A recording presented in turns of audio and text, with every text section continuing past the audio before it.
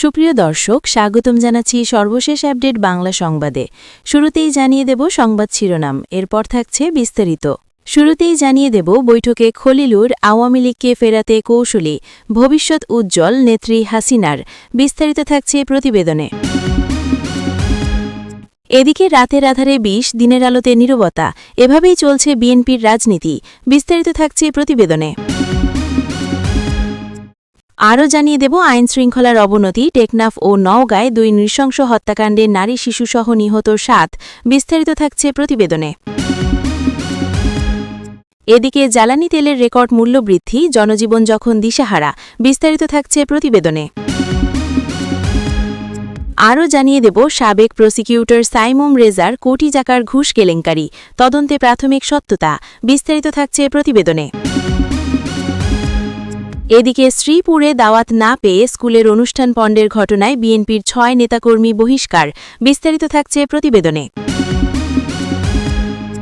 আরও জানিয়ে দেব চট্টগ্রাম ছাত্র শিবির ছাত্রদল সংঘর্ষ প্রসঙ্গে সাদিক কায়েম, চাপাতি দিয়ে পায়ের গোড়ালি বিচ্ছিন্ন করা ছাত্রদলের প্রকাশ্যে রাজনীতির নমুনা।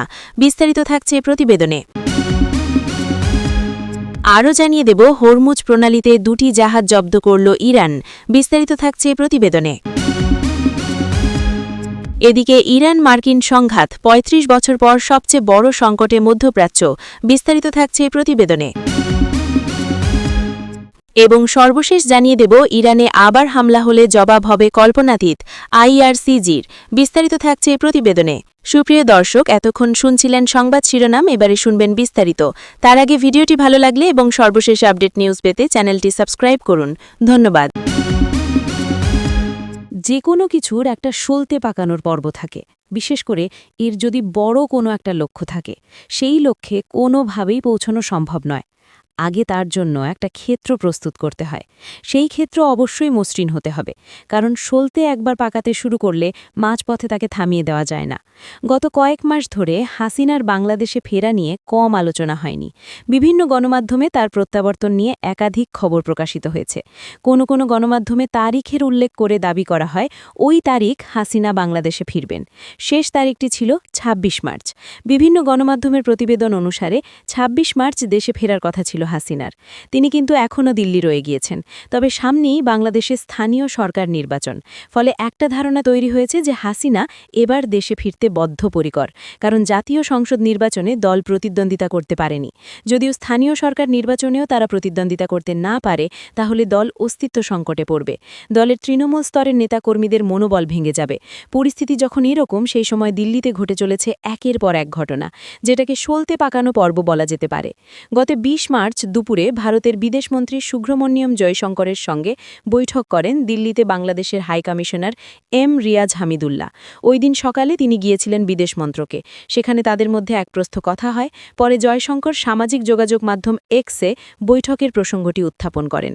সেখানে তিনি লেখেন, বাংলাদেশের হাইকমিশনার এম রিয়াজ হামিদুল্লাহর সঙ্গে সাক্ষাৎ হয়েছে। দ্বিপাক্ষিক সম্পর্ক এগিয়ে নিয়ে যাওয়ার বিষয়ে উভয়ের মধ্যে কথা হয়েছে। পাল্টাপাল্টি পোস্ট করে বাংলাদেশের হাইকমিশনারও। তিনি এক্স হ্যান্ডেলে লেখেন, ভারতের পররাষ্ট্রমন্ত্রী এস জয়শঙ্করের সঙ্গে সৌজন্য সাক্ষাৎ হয়েছে। অভিন্ন স্বার্থ ও অভিন্ন সুফলের লক্ষ্যে ভারতের সঙ্গে একত্রে কাজ করার জন্য বাংলাদেশ যে তৈরি আছে সেটা নিশ্চিত করেছি। ওই দিন বিকেলে ভারতের বাণিজ্যমন্ত্রী পীয়ূষ গোয়ালের সঙ্গেও তার বৈঠক হয়েছে। ভারতের একটি জাতীয় দৈনিক সেই সময় খলিলুর রহমানের সম্ভাব্য দিল্লি সফর নিয়ে একটি প্রতিবেদন প্রকাশ করে। প্রতিবেদনে বলা হয়েছে, এপ্রিল মাসে ভারতের সংক্ষিপ্ত সফরে যেতে পারেন বাংলাদেশের বিদেশমন্ত্রী খলিলুর রহমান। এখন আর বিষয়টি যেতে পারার মধ্যে সীমাবদ্ধ নেই, খলিলুর আসছেন। কেন আসছেন দিল্লিতে, সে বিষয়ে আলোচনা করা যাক। আগামী ৮ এপ্রিল ইন্ডিয়ান ওশন কনফারেন্সে যোগ দিতে মরিশাস যাওয়ার কথা রয়েছে বাংলাদেশের বিদেশমন্ত্রীর। যাত্রাপথে তিনি ভারতে কিছু সময়ের জন্য বিরতি নেবেন। জয়শঙ্কর অনেক আগেই খলিলুর রহমানকে দিল্লি আসার জন্য আমন্ত্রণ জানিয়েছিলেন। দিনটি ছিল ২২ ফেব্রুয়ারি। ওই দিন বিকেলে বাংলাদেশে নিযুক্ত ভারতের হাইকমিশনার প্রণয় ভর্মা খলিলুর রহমানের সঙ্গে দেখা করে জয়শঙ্করের পাঠানো আমন্ত্রণ বার্তা পৌঁছে দেন। ওই দিন সন্ধ্যায় বাংলাদেশের বিদেশ মন্ত্রক একটি বিবৃতি জারি করে। বিবৃতিতে বলা হয়, ভারতের হাইকমিশনার প্রণয় ভার্মা তার সরকারের পক্ষ থেকে বাংলাদেশের নতুন সরকারের সঙ্গে ঘনিষ্ঠভাবে কাজ করে দ্বিপাক্ষিক সম্পর্ককে আরও এগিয়ে নিয়ে যাওয়ার প্রস্তুতির কথা জানান। পররাষ্ট্রমন্ত্রী খলিলুর পারস্পরিক স্বার্থের ভিত্তিতে উভয় দেশের জনগণের কল্যাণে একটি অগ্রগামী ও ভারসাম্যপূর্ণ অংশীদারিত্ব গড়ে তোলার বিষয়ে বাংলাদেশের অভিপ্রায় তুলে ধরেন। দ্বিপাক্ষিক সম্পর্ককে আরও জোরদার করতে নিয়মিত ও গঠনমূলক যোগাযোগ বজায় রাখার বিষয়ে উভয়ে একমত পোষণ করেন। রাজশাহীর বাগমারা উপজেলায় যুবলীগ নেতার পুকুরে বিষ ঢেলে ৩০ লাখ টাকার মাছ নিধন করেছে স্থানীয় বিএনপি নেতাকর্মীরা। তাহেরপুর পৌরসভার নূরপুর মহল্লার ওই পুকুরে শনিবার ১৮ এপ্রিল সকালে রুই, কাতলা সহ বিভিন্ন কার্প জাতীয় মাছ মরে ভেসে উঠতে দেখা যায়। শুক্রবার রাতের কোনো এক সময় বিএনপির দুর্বৃত্তরা পুকুরটিতে বিষ প্রয়োগ করে। পুকুরটির ইজারাদার তাহেরপুর পৌর যুবলীগের যুগ্ম আহ্বায়ক সোহেল রানার। এতে প্রায় ৩০ লাখ টাকার ক্ষতি হয়েছে। ৫ই অগস্টের পর এসব পুকুরের একটি বড় অংশ বেদখল হয়ে যায় সোহেল রানার। এটি কোনো বিচ্ছিন্ন ঘটনা নয়, বরং এলাকায় আধিপত্য বিস্তার ও বিরোধের জেরে পরিকল্পিতভাবে এ ধরনের নাশকতা চালানো হচ্ছে। এ ধরনের ঘটনায় শুধু ব্যক্তিগত ক্ষতিই নয়, বরং পুরো স্থানীয় অর্থনীতি ও খাদ্য উৎপাদন ব্যবস্থাও হুমকির মুখে পড়ে। বিএনপির রাজনীতিতে ক্ষতিগ্রস্ত হচ্ছে কৃষি, ধ্বংস করছে স্থানীয় অর্থনীতি। সারা দেশে আইনশৃঙ্খলা পরিস্থিতির চরম অবনতি লক্ষ্য করা যাচ্ছে। জননিরাপত্তা নিশ্চিত করার চেয়ে সরকারের উন্নয়ন প্রকল্পের প্রচারণায় বেশি মনোযোগ থাকার সুযোগে অপরাধীরা বেপরোয়া হয়ে উঠেছে। মাত্র ২৪ ঘণ্টার ব্যবধানে কক্সবাজারের টেকনাফ এবং নওগাঁর নিয়ামতপুরে পৃথক দুটি ঘটনায় নারী ও শিশুসহ অন্তত ৭ জনকে নৃশংসভাবে হত্যা করা হয়েছে। কক্সবাজারের টেকনাফ উপজেলার বাহারছড়া ইউনিয়নের উত্তর শিলখালী এলাকার গহীন পাহাড় থেকে মঙ্গলবার ২১ এপ্রিল সকালে ৩ জনের লাশ উদ্ধার করেছে পুলিশ।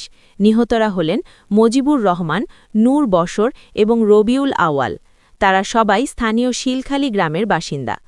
পুলিশ ও স্থানীয় সূত্রে জানা গেছে, সকাল ১০:৩০টার দিকে দুর্গম পাহাড়ি এলাকায় তাদের রক্তাক্ত অবস্থায় পড়ে থাকতে দেখে খবর দেওয়া হয়। এদের মধ্যে একজন ঘটনাস্থলেই মারা যান এবং অপর দুজনকে হাসপাতালে নেওয়ার পথে মৃত্যু হয়। নিহতদের শরীরে ধারালো অস্ত্রের আঘাত ও মাথায় গুরুতর জখম রয়েছে। টেকনাফ মডেল থানার ওসি সাইফুল ইসলাম জানান, প্রাথমিকভাবে ধারণা করা হচ্ছে অপহরণ ও মানব পাচার চক্রের অভ্যন্তরীণ বিরোধের জেরে এই হত্যাকাণ্ড ঘটে থাকতে পারে। স্থানীয়দের অভিযোগ, নিহতদের সাথেও এসব চক্রের সম্পৃক্ততা ছিল। বাহারছড়া ইউপি চেয়ারম্যান আমজাদ হোসেন খোকন জানান, দীর্ঘদিন ধরে এই পাহাড়ি এলাকায় সশস্ত্র অপহরণ ও মানব পাচার চক্র সক্রিয় থাকায় প্রায় ৫,০০০ মানুষ চরম আতঙ্কে দিন কাটাচ্ছেন। অন্যদিকে নওগাঁর নিয়ামতপুর উপজেলার বাহাদুরপুর গ্রামে গতকাল সোমবার দিবাগত রাতে একই পরিবারের ৪ জনকে নিজ ঘরে গলা কেটে হত্যা করেছে দুর্বৃত্তরা। নিহতরা হলেন হাবিবুর রহমান ৩২, তার স্ত্রী পপি সুলতানা ২৫, ৯ বছরের ছেলে পারভেজ এবং ৩ বছরের কন্যা সন্তান সাদিয়া আক্তার। ভোরবেলা স্থানীয় এক বৃদ্ধা তাদের ঘরের দরজা খোলা দেখে ভেতরে গিয়ে সবার গলা কাটা মরদেহ পড়ে থাকতে দেখেন। খবর পেয়ে পুলিশ সকাল ৮টার দিকে মরদেহগুলো উদ্ধার করে ময়নাতদন্তের জন্য নওগাঁ ২৫০ শয্যা জেনারেল হাসপাতালে পাঠায়। স্থানীয়দের ধারণা, জমি-জমা সংক্রান্ত দীর্ঘদিনের বিরোধের জেরে এই হত্যাকাণ্ড ঘটে থাকতে পারে। নওগাঁ জেলা পুলিশ সুপারিনটেন্ডেন্ট মোহাম্মদ তারিকুল ইসলাম জানান, এই ঘটনায় জিজ্ঞাসাবাদের জন্য পুলিশ তাৎক্ষণিকভাবে ৪ জনকে আটক করেছে। ঘটনার রহস্য উদ্ঘাটনে পুলিশ গুরুত্বের সাথে তদন্ত শুরু করেছে এবং আইনগত ব্যবস্থা প্রক্রিয়াধীন রয়েছে। একদিকে টেকনাফের পাহাড়ে মানব পাচার ও অপহরণ চক্রের তাণ্ডব, অন্যদিকে নওগাঁয় সপরিবারের নৃশংস হত্যাকাণ্ড, এই দুই ঘটনা দেশের সার্বিক নিরাপত্তা ব্যবস্থাকে প্রশ্নবিদ্ধ করেছে। সাধারণ মানুষের অভিযোগ, সরকার যখন খালকাটা ও অন্যান্য উন্নয়ন কর্মকাণ্ডের বাহবা নিতে ব্যস্ত, তখন মাঠ পর্যায়ে আইনশৃঙ্খলা নিয়ন্ত্রণহীন হয়ে পড়েছে। একের পর এক এমন লোমহর্ষক হত্যাকাণ্ডে সারা দেশে চরম উদ্বেগ ও আতঙ্ক বিরাজ করছে। সাম্প্রতিক সময়ে দেশের অর্থনীতির সবচেয়ে আলোচিত এবং উদ্বেগের নাম জ্বালানি তেল। হঠাৎ করে তেলের অস্বাভাবিক মূল্যবৃদ্ধি দেশের সাধারণ মানুষের পিঠ দেয়ালে ঠেকিয়ে দিয়েছে। বিশ্ববাজারের দোহাই দিয়ে এক লাফে তেলের দাম যে পর্যায়ে নিয়ে যাওয়া হয়েছে তা দেশের ইতিহাসে নজিরবিহীন। কিন্তু এই দাম বৃদ্ধির প্রভাব কেবল পেট্রোল পাম্পেই সীমাবদ্ধ নেই, তা ছড়িয়ে পড়েছে সাধারণ মানুষের ভাতের থালা থেকে শুরু করে গণপরিবহনের ভাড়া পর্যন্ত। সরকার গত কয়েক দফায় ডিজেল, কেরোসিন, পেট্রোল ও অকটেনের দাম যেভাবে বাড়িয়েছে তাতে মধ্যবিত্ত ও নিম্নবিত্তের নাভিশ্বাস উঠেছে। বিশেষ করে ১৯ এপ্রিল ২০২৬ থেকে কার্যকর হওয়া নতুন মূল্যতালিকা সাধারণ মানুষের জন্য মরাল উপর খাড়ার ঘা হয়ে দাঁড়িয়েছে। ১৯ এপ্রিল ২০২৬ থেকে কার্যকর জ্বালানি তেলের নতুন মূল্যতালিকা। ডিজেল ১১৫ টাকা প্রতি লিটার, বেড়েছে ১৫ টাকা। কেরোসিন ১৩০ টাকা প্রতি লিটার, বেড়েছে ১৮ টাকা। অকটেন ১৪০ টাকা প্রতি লিটার, বেড়েছে ২০ টাকা। পেট্রোল ১৩৫ টাকা প্রতি লিটার, বেড়েছে ১৯ টাকা। এই মূল্যবৃদ্ধির ফলে পেট্রোল পাম্পগুলোতে দেখা গেছে দীর্ঘ লাইন, যেখানে ঘণ্টার পর ঘণ্টা দাঁড়িয়ে থেকেও অনেক চালক তেল পাননি। পাম্প মালিকদের তেল নেই অজুহাতে সাধারণ মানুষের ভোগান্তি এখন চরম সীমায় পৌঁছেছে। সরকার এই পরিস্থিতির পেছনে বৈশ্বিক অস্থিরতা এবং রাশিয়া ইউক্রেন যুদ্ধের দোহাই দিলেও সাধারণ মানুষের মনে প্রশ্ন জেগেছে অনেক। যখন বিশ্ববাজারে দাম কমে তখন আমাদের দেশে কেন তার প্রতিফলন ঘটে না? এছাড়া বিপিসি গত কয়েক বছরে যে হাজার হাজার কোটি টাকা মুনাফা করেছে, সেই আপৎকালীন তহবিল কেন এই সংকটে সাধারণ মানুষকে ভর্তুকি দিতে ব্যবহৃত হল না, তা নিয়েও ক্ষোভ রয়েছে। এই সংকটের মূলে রয়েছে বাজারের ওপর সরকারের নিয়ন্ত্রণহীনতা। তেল আমদানিকারক ও বড় ব্যবসায়ীদের সিন্ডিকেট ভাঙতে সরকার বারবার ব্যর্থ হয়েছে। কৃত্রিম সংকট তৈরি করে বাজারে অস্থিরতা সৃষ্টি করা হলেও কার্যকর কোনো ব্যবস্থা নেওয়া হয়নি। আইএমএফের ঋণের শর্ত মানতে গিয়ে জনগণের ওপর সরাসরি চাপের বোঝা চাপিয়ে দেওয়া হয়েছে এবং বৈশ্বিক মন্দার পূর্বাভাস থাকা সত্ত্বেও বিকল্প জ্বালানি উৎস বা ডলার সাশ্রয়ে সময়োপযোগী পদক্ষেপ নিতে সরকারের গাফিলতি ছিল চোখে পড়ার মতো। জ্বালানির দাম বাড়ার সরাসরি অর্থ হল সব কিছুর দাম বাড়া। ডিজেলের দাম বাড়ায় কৃষি সেচ খরচ বেড়েছে, যার প্রভাব পড়বে চালের দামে। ট্রাক ও কাভার্ড ভ্যানের ভাড়া বাড়ায় সবজি থেকে শুরু করে নিত্যপণ্যের বাজার এখন আগুনের মতো উত্তপ্ত। মানুষের এই ক্ষোভ কেবল তেলের দাম নিয়ে নয়, বরং জীবনযাত্রার মানের চরম অবনতি এবং সরকারের জবাবদিহিতার অভাবের বিরুদ্ধে। দেশের বিভিন্ন প্রান্তে এই মূল্যবৃদ্ধির প্রতিবাদে এখন জনবিক্ষোভ ছড়িয়ে পড়ছে। আন্তর্জাতিক অপরাধ ট্রাইব্যুনালের সাবেক প্রসিকিউটর সাইমুম রেজা তালুকদারের বিরুদ্ধে জামিন করিয়ে দেওয়ার বিনিময়ে কোটি টাকা ঘুষ দাবির অভিযোগের প্রাথমিক সত্যতা পেয়েছে তদন্ত কমিটি, ফ্যাক্টস ফাইন্ডিং কমিটি। মঙ্গলবার ২১ এপ্রিল বিষয়টি নিশ্চিত করেছেন ট্রাইব্যুনালের chief prosecutor Aminul Islam. Chief prosecutor জানান, গণমাধ্যমে ফাঁস হওয়া অডিও রেকর্ডের সত্যতা ইতিমধ্যে যাচাই করা হয়েছে এবং এতে ঘুষ দাবির কথোপকথন স্পষ্ট। তিনি বলেন, অডিওর সত্যতা পাওয়া গেছে, তবে সরাসরি টাকা লেনদেন হয়েছে কি না তা নিয়ে এখনও তদন্ত চলছে। দ্রুতই পূর্ণাঙ্গ প্রতিবেদন দাখিলের মাধ্যমে বিস্তারিত জানানো হবে। আমিনুল ইসলাম আরও জানান, অভিযোগ ওঠার পরপরই সাইমুম রেজাকে জিজ্ঞাসাবাদ করা হয়েছিল এবং এর পরপরই তিনি স্বেচ্ছায় পদত্যাগ করেন। পদত্যাগ করলেও তার বিরুদ্ধে বিভাগীয় ও আইনি তদন্ত অব্যাহত রয়েছে। গত ৯ মার্চ সাইমুম রেজা তালুকদার পদত্যাগ করার দিনই তার দুটি চাঞ্চল্যকর ফোনালাপ ফাঁস হয়। অডিওতে চট্টগ্রাম ৬ আসনের প্রভাবশালী সাবেক সংসদ সদস্য এমপি এবিএম ফজলে করিম চৌধুরীর জামিনের বিনিময়ে ১ কোটি টাকা দাবি করতে শোনা যায় সাইমুম রেজাকে। ফোনের অপর প্রান্তে ছিলেন ফজলে করিমের আইনজীবী রিজওয়ানা ইউসুফ। উল্লেখ্য, জুলাই গণ অভ্যুত্থান চলাকালীন চট্টগ্রামে ছাত্রদল নেতা ওয়াসিম সহ ৬ জনকে হত্যার ঘটনায় মানবতাবিরোধী অপরাধের একটি মামলায় ফজলে করিম চৌধুরী সহ ২২ জনকে আসামি করা হয়েছে। গত ৫ এপ্রিল এই মামলায় প্রসিকিউশন পক্ষ থেকে আনুষ্ঠানিক অভিযোগ বা ফরমাল চার্জ জমা দেওয়া হয়। ট্রাইব্যুনাল ২ এর চেয়ারম্যান বিচারপতি নজরুল ইসলাম চৌধুরীর নেতৃত্বাধীন ৩ সদস্যের বিচারিক প্যানেল গত ৭ এপ্রিল এই অভিযোগটি আমলে নিয়েছেন। বিচার প্রক্রিয়া চলাকালীন প্রসিকিউশনের মতো সংবেদনশীল জায়গা থেকে এমন ঘুষ কেলেঙ্কারির ঘটনায় ট্রাইব্যুনালের ভাবমূর্তি নিয়ে নানা মহলে প্রশ্ন উঠেছে। গাজীপুরের শ্রীপুরে একটি স্কুলের এসএসসি পরীক্ষার্থীদের বিদায় অনুষ্ঠানে দাওয়াত না পেয়ে দলবল নিয়ে অনুষ্ঠান পণ্ড, শিক্ষকদের শাসানো ও অফিস কক্ষে তালা দেওয়ার ঘটনায় ৬ নেতাকর্মীকে আজীবনের জন্য বহিষ্কার করেছে বিএনপি। আজ বুধবার সকালে উপজেলা বিএনপির আহ্বায়ক আব্দুল মোতালেব ও সদস্য সচিব খায়রুল কবির মণ্ডল আজাদের স্বাক্ষরিত এক বিজ্ঞপ্তিতে একথা জানানো হয়। বহিষ্কৃতরা হলেন গাজীপুর ইউনিয়ন ১ নম্বর ওয়ার্ড বিএনপি সাবেক সাধারণ সম্পাদক মোহাম্মদ সারোয়ার আওয়াল, সাবেক সাংগঠনিক সম্পাদক আব্দুল মান্নান, সাবেক যুগ্ম সম্পাদক মোহাম্মদ হাসমত আলী হাসু, সদস্য মোহাম্মদ আরমান আলী, মাহবুব আলম ও মোহাম্মদ রফিকুল ইসলাম। বিজ্ঞপ্তিতে বলা হয়েছে, সুনির্দিষ্ট অভিযোগ ও তথ্য প্রমাণের ভিত্তিতে প্রতীয়মান হয়েছে যে বহিষ্কৃত ব্যক্তিরা ১৯ এপ্রিল বাঁশবাড়ি আদর্শ উচ্চ বিদ্যালয়ের বিদায় অনুষ্ঠানে হামলা চালিয়ে অনুষ্ঠান পণ্ড করেন। এ সময় শিক্ষকদের সঙ্গে সন্ত্রাসীদের মতো আচার-আচরণ করেন তারা। এমন ঘটনার একটি ভিডিও সামাজিক যোগাযোগ মাধ্যম গণমাধ্যমে ছড়িয়ে পড়ে। এতে দলের ভাবমূর্তি মারাত্মকভাবে ক্ষুণ্ণ হয়েছে। এমন কর্মকাণ্ড দলের আদর্শ, লক্ষ্য, স্বার্থপরিপন্থী এবং এটি দলীয় শৃঙ্খলা ভঙ্গের শামিল। এ ঘটনায় দলীয় গঠনতত্ত্বের ক্ষমতা বলে তাদের বিএনপির সব পদসহ আজীবনের জন্য বহিষ্কার করা হয়েছে। বিষয়টি নিশ্চিত করে শ্রীপুর উপজেলা বিএনপির সদস্য সচিব খায়রুল কবির মণ্ডল আজাদ বলেন, নির্দিষ্ট অভিযোগ প্রমাণিত হওয়ায় বিএনপির ৬ জন নেতাকর্মীকে দল থেকে আজীবনের জন্য বহিষ্কার করা হয়েছে।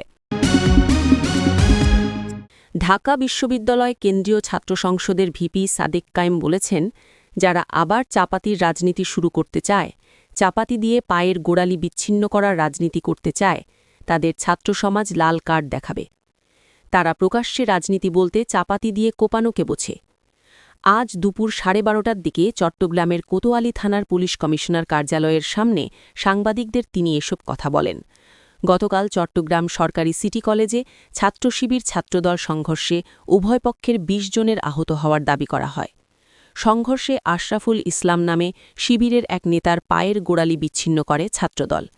এমনটাই অভিযোগ শিবিরের। সেটির প্রতিবাদে ও আহতদের দেখতে চট্টগ্রামে আসেন সাদিক। সাংবাদিকের এক প্রশ্নের জবাবে তিনি বলেন, ছাত্রদল নতুন করে কোনো বয়ান তৈরি করতে পারেনি। আগের যে ফ্যাসিবাদের বয়ান সেটি তৈরি করার চেষ্টা করছে। এই বয়ান দিয়ে তারা রাজনীতি করতে পারবে না। চাপাতি দিয়ে পায়ের গোড়ালি বিচ্ছিন্ন করার রাজনীতি আমরা করতে দেব না। ঘটনার বর্ণনা দিয়ে তিনি বলেন, গুপ্ত লেখার জন্য সংঘর্ষ হয়নি, বরং সেই গুপ্ত লেখাকে এনজয় করে সিটি কলেজের শিবির পোস্ট দিয়েছে। আমরা বরং তাদের মতামতকে স্বাগত জানিয়েছি, কিন্তু তারা এটিকে ইস্যু করে আমাদের ওপর হামলা করেছে। বহিরাগত নিয়ে রামদা, চাপাতি দিয়ে কোপানো, পায়ের গোড়ালি বিচ্ছিন্ন করে দেওয়া, সেটি আমরা দেখতে পেয়েছি। তারা প্রকাশ্যে রাজনীতি বলতে চাপাতি দিয়ে কোপানোকে বোঝে। কুয়েত, ময়মনসিংহ মেডিকেল, রাজশাহী বিশ্ববিদ্যালয় সহ অনেক ক্যাম্পাসে বহিরাগত নিয়ে এসে হামলা করেছে। তিনি বলেন, প্রকাশ্যে রাজনীতির মানে আপনি ক্যাম্পাসে চাপাতি নিয়ে ঘুরবেন, রামদা নিয়ে ঘুরবেন, হকি স্টিক নিয়ে ঘুরবেন, সেটিকে বোঝেন। শিক্ষার্থীদের ওপর হামলা করে দায়মুক্তি পাবেন, এটি কিন্তু হবে না। ছাত্রলীগ এই ধরনের হেলমেট পরে চাপাতি নিয়ে রাজনীতি করেছিল, কিন্তু তারা রেহাই পায়নি। শিবিরের ৩০ জন আহত দাবি করে সাদিক কায়েম বলেন, আমরা কমিশনারকে জানিয়েছি, তারা এই বিষয়ে জিরো টলারেন্স বলেছেন। আমরা সন্ত্রাসীদের বিরুদ্ধে মামলা করার প্রস্তুতি নিচ্ছি। হরমুজ প্রণালী থেকে ২টি জাহাজ জব্দ করে ইরানের উপকূলে নিয়ে গেছে দেশটির ইসলামী বিপ্লবী গার্ড বাহিনীর আইআরজিসির নৌ শাখা। আইআরজিসি জানিয়েছে, হরমুজ প্রণালীতে শৃঙ্খলা ও নিরাপত্তা বিঘ্নিত করা ইরানের জন্য একটি রেড লাইন বা লাল রেখা। ইরানি গণমাধ্যমের খবরে বলা হয়েছে, এমএসসি ফ্রান্চেস্কা ও এপামিনন্দাস নামের ২টি জাহাজকে জব্দ করা হয়েছে এবং সেগুলোকে এখন ইরানের উপকূলের দিকে নিয়ে যাওয়া হচ্ছে। এর আগে খবর পাওয়া গিয়েছিল, ইরান উপকূলের অদূরে একটি জাহাজ লক্ষ্য করে গুলি চালানো হয়েছে। অন্যদিকে ওমান উপকূলের কাছে হামলার শিকার হয়ে আরেকটি জাহাজ ক্ষতিগ্রস্ত হয়েছে। এছাড়া হরমুজ প্রণালী দিয়ে যে কোনো জাহাজ বা তেলবাহী ট্যাঙ্কার চলাচলের ক্ষেত্রে আইআরজিসির অনুমতি ও সমন্বয় প্রয়োজন বলে জানানো হয়েছে। আইআরজিসির এই পদক্ষেপ মূলত হরমুজ প্রণালীতে জাহাজ চলাচলের ওপর নিজেদের নিয়ন্ত্রণ ও কর্তৃত্ব প্রতিষ্ঠার দীর্ঘমেয়াদী কৌশলেরই অংশ। এর আগে সংস্থাটি জানিয়েছিল এই পানিপথ দিয়ে চলাচলকারী সকল জাহাজকে আইআরজিসির সঙ্গে সমন্বয় করে চলতে হবে। বিবৃতিতে আরও উল্লেখ করা হয়েছে, এখন থেকে এই প্রণালী দিয়ে যাতায়াতকারী জাহাজগুলোর ওপর নির্দিষ্ট চার্জ ও ট্রানজিট ফি আরোপের বিষয়ে আলোচনা চলছে। যে কোনো জাহাজ চলাচলের ক্ষেত্রে আইআরজিসির সঙ্গে আগাম সমন্বয় বাধ্যতামূলক করার বিষয়টিও এতে গুরুত্ব পেয়েছে। হরমুজ প্রণালী থেকে ইরান মার্কিন সংঘাত এখন এক বিপজ্জনক অনিশ্চিত অবস্থায় রয়েছে। বিপজ্জনক কারণ কোনো পক্ষই একে অন্য পক্ষকে বিশ্বাস করছে না। যেখানে ইরানের বিশ্বাস মার্কিন প্রেসিডেন্ট ডোনাল্ড ট্রাম্প একটি আকস্মিক হামলা চালানোর আগে কেবল সময় ক্ষেপণ করছেন। ইরান যুক্তরাষ্ট্র বৈঠকটি এখন অনিশ্চিত অবস্থায় রয়েছে, কারণ মার্কিন নৌ অবরোধ বহাল থাকার কারণে ইরান শান্তি আলোচনায় আসতে রাজি নয়। তাই যদিও যুদ্ধবিরতি অনির্দিষ্টকালের জন্য বাড়ানো হয়েছে, এটি এখনও সার্বিকভাবে একটি অত্যন্ত অসন্তোষজনক পরিস্থিতি। হরমুজ প্রণালী এখন সামান্য কিছু নৌযান চলাচল ছাড়া বাকি সব কিছুর জন্য অত্যন্ত বিপজ্জনক। ইরানের গানবোটগুলো এই প্রণালী দিয়ে যাওয়ার চেষ্টাকারী জাহাজগুলোর ওপর গুলি চালিয়েছে। অন্যদিকে মার্কিন যুক্তরাষ্ট্র বলছে যে তাদের বাহিনী ইরানের বন্দরে আসা যাওয়াকারী ২০টিরও বেশি জাহাজকে ফিরিয়ে দিয়েছে। এর সামগ্রিক ফলাফল ইরান এবং বিশ্ব অর্থনীতির উভয়ের জন্যই মারাত্মক ক্ষতিকর।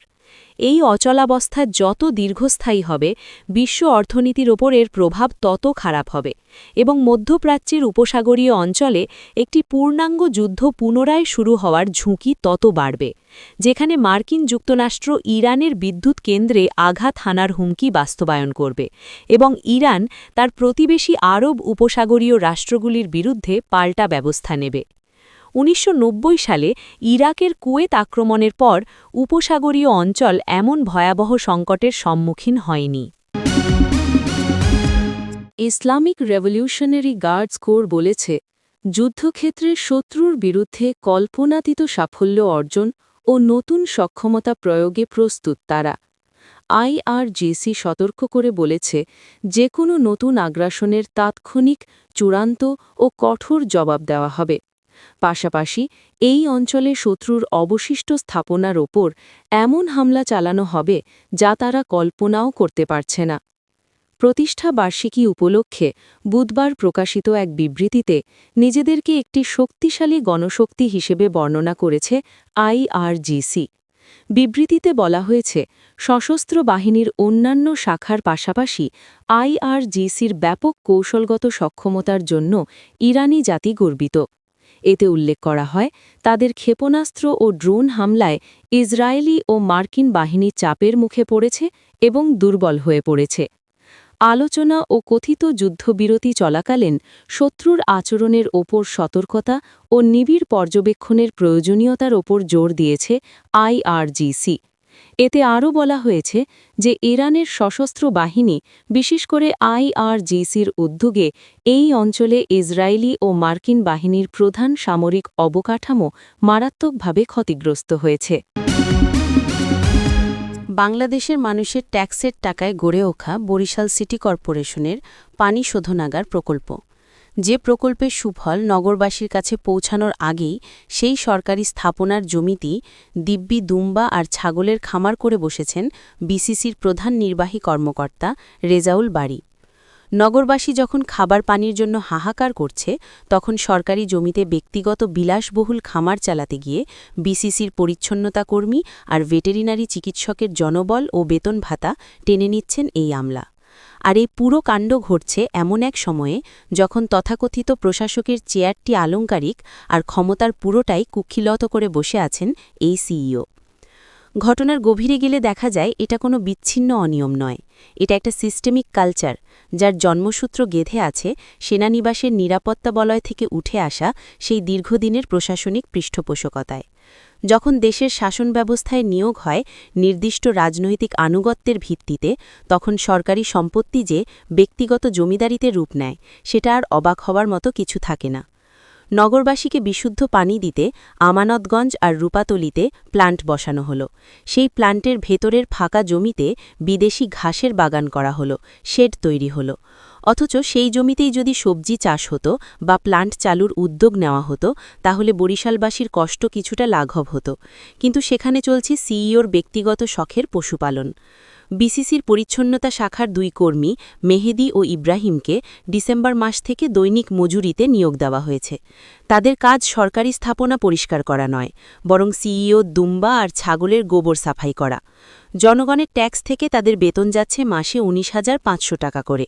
শুধু তাই নয়, বিসিসির বেতনভোগী ভেটেরিনারি চিকিৎসক ডাক্তার রবিউল ইসলামকেও নিয়মিত সেখানে হাজিরা দিতে হচ্ছে পশুর অস্ত্রোপচার আর চিকিৎসা দিতে। অথচ একজন সরকারি চিকিৎসকের দায়িত্ব হল নগরীর গবাদি পশুর স্বাস্থ্যসেবা নিশ্চিত করা, কোনো ব্যক্তিবিশেষের ব্যক্তিগত ফার্মের তদারকি করা নয়। ঘটনার সবচেয়ে বড় কৌতুকপূর্ণ অধ্যায় হল সিইওর চালাকি। শিরিন যখন পরিদর্শনে যাবেন জানতে পেরে মঙ্গলবার গভীর রাতে ট্রাক ভর্তি করে দুম্বা পাঠানো হল জামালপুরের গ্রামের বাড়িতে। অথচ সাংবাদিকদের মুখোমুখি হয়ে উনি দাবি করলেন এমন খামার নাকি বেলতালাতেও আছে এবং সেটা তার নিজস্ব অর্থায়নে করা। একজন সিটি কর্পোরেশনের সিইও নিজস্ব অর্থায়নে সরকারি জমিতে খামার করবেন কেন? আর নিজস্ব অর্থায়নে করলে বিসিসির কর্মী দিয়ে সেটা দেখভাল করাবেন কেন? এই বৈপরীত্য আর মিথ্যাচার যেন চরম অপরাধ বোধ আর ক্ষমতার নগ্ন প্রদর্শনীর পরিচয় বহন করছে। লক্ষণীয় বিষয় হল সিইওর এই লাগামহীন আচরণের বিরুদ্ধে এতদিন কেউ মুখ খোলেনি, কারণ তখন প্রশাসক পদে ছিলেন একজন বিভাগীয় কমিশনার। আমলাতান্ত্রিক কাঠামোর ভয়ে বা দলীয় পৃষ্ঠপোষকতার নিরাপত্তায় কেউ সাহস পাননি কথা বলতে। 1 মাস আগে রাজনৈতিক পরিচয়ের নতুন প্রশাসক বিলকিস আক্তার জাহান শিরিন আসার পরই বিষয়টি আলোচনায় এলো। তার মানে দাঁড়ায় সিস্টেমের ভেতরেই এমন একটা চক্র কাজ করছে যেখানে নির্ভয়ে দুর্নীতি আর স্বজনপ্রীতি চলতে পারে যতক্ষণ না রাজনৈতিক পালাবদলে কেউ প্রশ্ন করতে আসে। বরিশালের এই ঘটনা শুধু একজন আমলার ক্ষমতার অপব্যবহার নয়, এটা একটা অকার্যকর প্রশাসনের প্রতিচ্ছবি, যেখানে সিটি কর্পোরেশন জনগণের পানির চেয়ে একজন কর্মকর্তার পশুপালন শখকে বেশি প্রাধান্য দেয়। যে রাজনৈতিক পটভূমিতে আজকের এই প্রশাসন চলছে, সেখানে এই ধরনের অনিয়ম যেন পৃষ্ঠপোষকতাই পায়। ট্যাক্সের টাকায় কেনা জমি হয়ে যায় কারো ব্যক্তিগত খামার বাড়ি। সাধারণ মানুষ যখন ভ্যাট আর ট্যাক্সের বোঝায় নিউব্জ, তখন সিটি কর্পোরেশনের রিসোর্স পাচার হয়ে যায় দুম্বার পেটে।